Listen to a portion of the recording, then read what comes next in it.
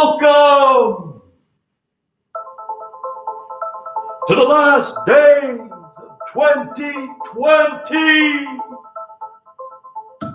with mtk-on-the-mic.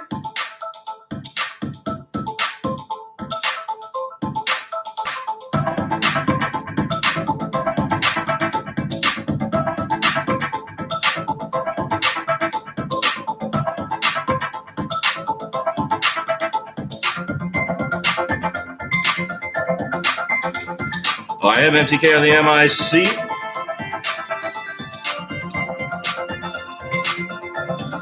It is the shortest day of the year here where I am.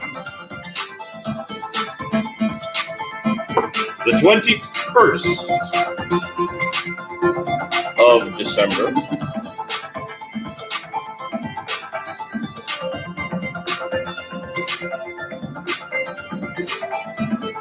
It is 8:20 in the morning in California. Love you, California. Very concerned about you, California.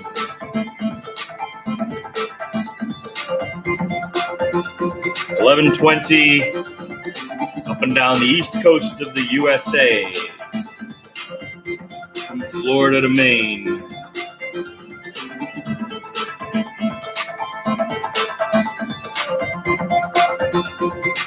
And in Portugal, where I have been and loved. It's 4:20, you know what to do.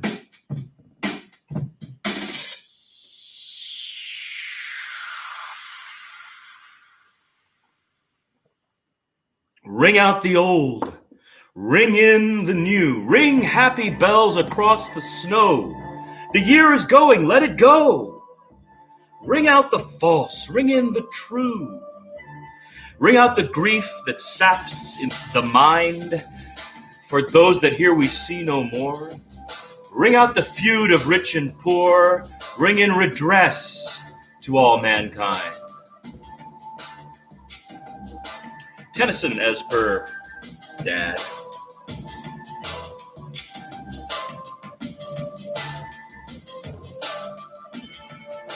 I've come to understand that YouTube has decided I don't belong in the community in a new way for the first time.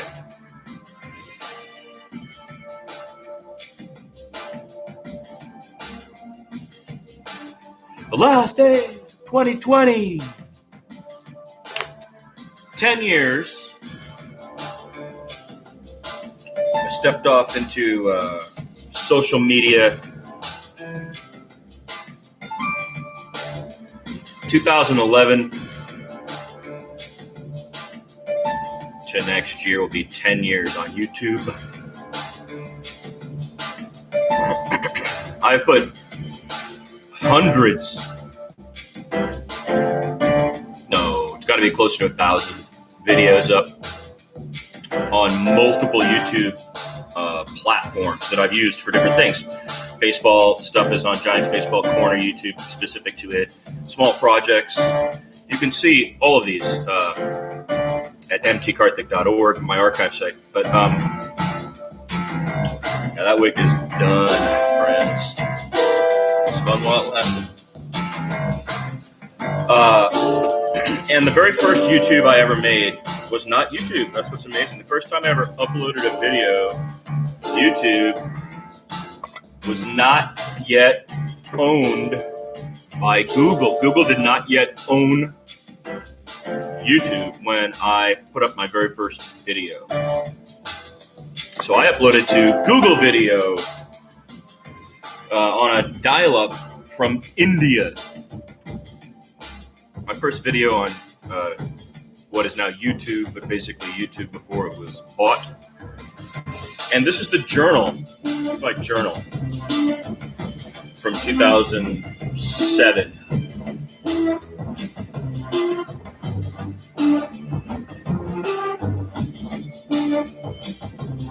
This is my 2007 journal in India, and I made a drawing while I was waiting for it to upload, right? I'm like, this is the first time I'm uploading videos to the internet. So I want everybody to be clear that when I end this program and when I end probably using YouTube in this way, for reasons we'll discuss later, or we don't have to, it doesn't matter. I want the history of my history, to be here as well and to be archived mechanically, because I am an artist. So my whole thing was I did not want to monetize, and I did not. I did want to express freely, and I tried to. And I stayed within rules all the way. And a couple of strange things have been happening very, very recently to videos of mine that reflect to me a change in not just policy, but kind of like, let's say it, fascistic censorship is visible around the corner. Soviet Union comes to mind.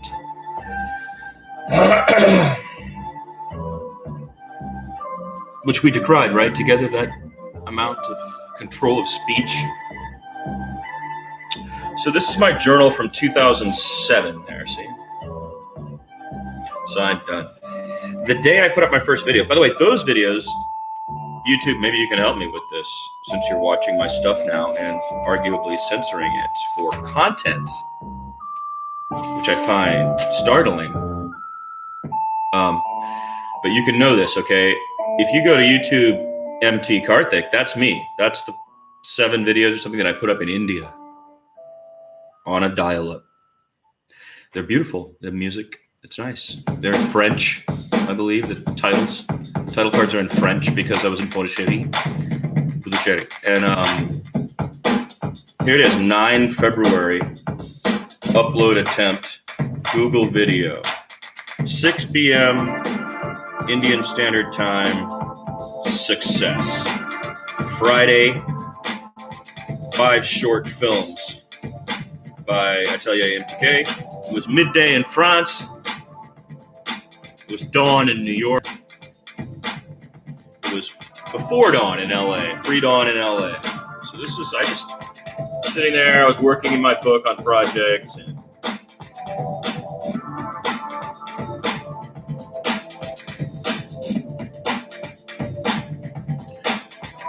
this is in my journal. The very first time I ever uploaded anything to the internet. 9 February. Now, the date that Google bought YouTube, I think, is like within days of that it happened. There's gold in these journals, by the way. Don't kill me, because there's a lot of work still to be done, friends. Yeah, so Google bought them not much longer after that. You should look it up. They got this thing, the internet. You just when did Google buy YouTube? So those videos, 5 videos in my first upload, are permanently in one place where I lost the password. I have no idea what the password is to either the email I used in India or the thing to get in there. But I love that it stays up and people go there, and there's, it's my tattoo video, which I shot at the very end of the fellow doing my tattoo, has got like 15,000 views, which is Indians, I guess, looking at it. And I'm glad that just is there.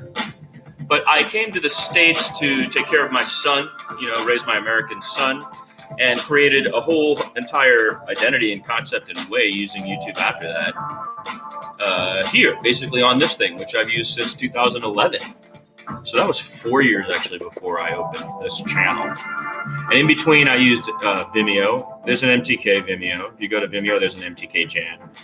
And I've used, as we talked about before, I've been on JTV and Twitch and now Vaughn. But, a lot of these things, Ustream, right? And I used anonymous handles, but I started to unify my anonymous handles into one, which was Deep Voice. So if you see Deep Voice in one of those chat rooms, often that's me, or it could be me. I was Deep Voice from 2008 on JTV, I could say. So if that was the first time I put videos up, in terms of streaming, while we waited for YouTube to get to where they would decide they would allow live streaming, right? While we waited for that, I have 2 incense burning today. so it's a little. While we waited for YouTube did not allow live streaming for a long time. If you guys didn't remember, I know nobody remembers anything anymore. But so in that window, I used a bunch of those, right, for different things, different purposes. And now the community that YouTube is has.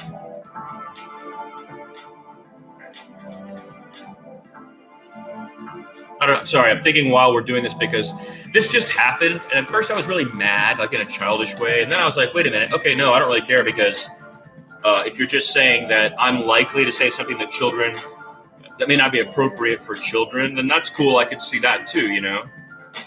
But how it affects the reach is market-based because okay, so I never monetized. I did not want to monetize. I wanted to maintain the art experiment. And then you allowed me the 1 year to monetize before you set the rules, YouTube, right, about how many followers you got to have or number of plays or whatever. I never really wanted to monetize anyway, but I wanted to see how that worked, right? So I'm sure I've accrued a few handful of dollars. And then when the new rules came in, made no plan to blow it up, right? Did not market it, did not promote it, not trying to do that. My experiment is different. Now, I never thought of myself as outside of the community of YouTube, even though I refused to produce like everybody on YouTube, right? I thought of myself as an artist using it in a way that is certainly educational, critique, essay,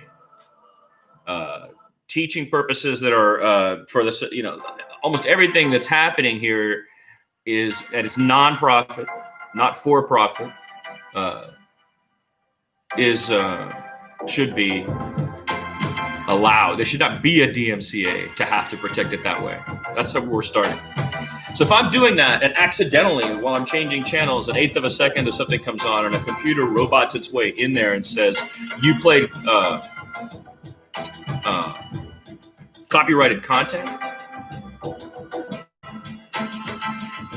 while Donald Trump plays songs by artists who go internationally and say, I don't want the Trump people playing my music, that their thing, and they're doing it anyway,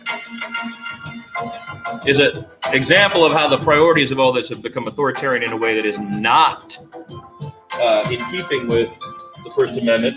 I'm not going to read it again, of the Constitution. And what we need, obviously, is to dump the entire DMCA, which was written in an idiotic time. It's nothing, I say idiotic meaning in terms of what the internet is now. That was like a rickety jalopy of an internet that I was producing for, by the way. That thing took hours to upload those. I was like sitting in this cafe, in India waiting for these videos to go up, I did that in Palestine too. That was crazy. It was like intense.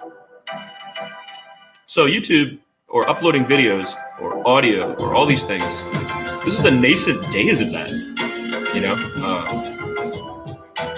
we should take a break. I'm going too long, but I guess you're over 18 and you're logged in, one viewer.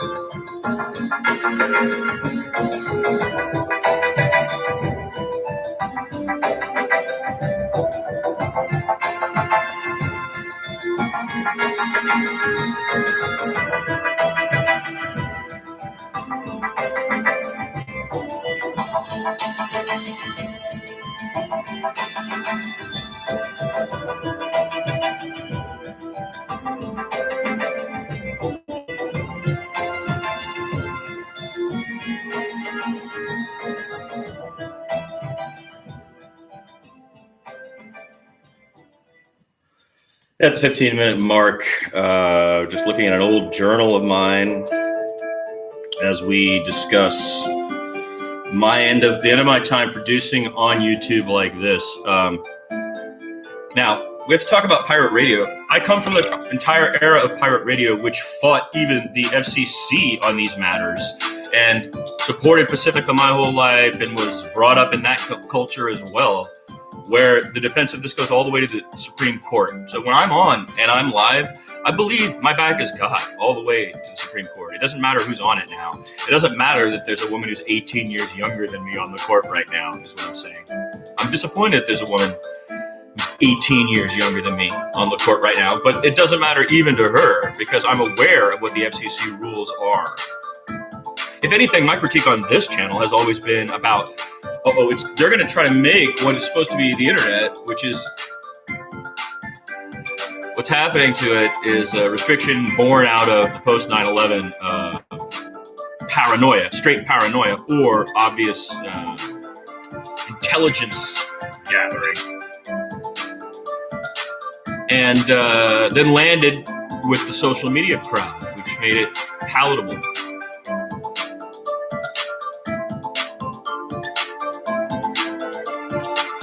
Right? Hence the Orwell and the Huxley. So, throughout all of that, I'm 53 years old. So from the time I was 43 years old to the time I was 53 years old is when I used this channel. Okay? And here at the last days of 2020, I'm doing this show every day at 4:20 in Lisboa, in Portugal. Love you, Lisboa. And 4:20 in Ouagadougou, in Abidjan, and in sub-Saharan Africa. 4:20 also in Scotland, my cousins in Scotland. You know what to do. I know you know what to do. That's a Cali boy. That's my Cali boy cousin in Scotland. I know he knows what to do at 4:20. Although now it's 4:37, so he's late. That's when the show starts, 4:20, in those places, which is 8:20 a.m. in California and 11:20 on the East Coast. I've gone on too much about this stuff, and we're going to have to pick up another one. So we'll do it tomorrow. Yeah.